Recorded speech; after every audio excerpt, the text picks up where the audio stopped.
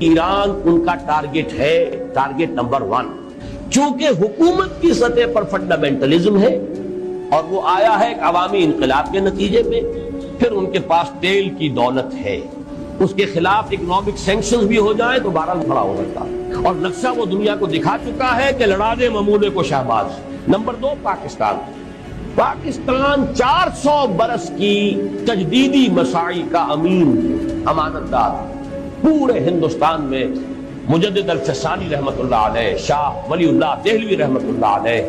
سید احمد بریلوی رحمت اللہ علیہ، ان کا جہاد، علامہ اقبال جیسا مفکر، مولانا مودودی جیسا مصنف، مولانا الیاس جیسا مبلغ،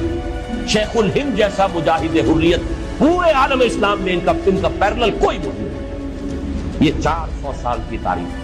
اس کی امانت، اور اس کے نتیجے میں یہاں کے مڈل کلاس میں فنڈامنٹلزم کا ایک نیوکلیس ہے۔ اگر مڈل کلاس میں وہ فنڈامنٹلزم کا بارود موجود ہے تو کسی بھی وقت اس کے اندر جو ہے ان کو دھماکہ ہو سکتا ہے۔ دوسری بات جو ان کے لیے ایک اعتبار سے ٹارگٹ نمبر 1 ہمیں بنا رہی ہے، وہ ہمارا ایٹمک نو ہاؤ، پورے عالم اسلام میں اور کسی کے پاس نہیں۔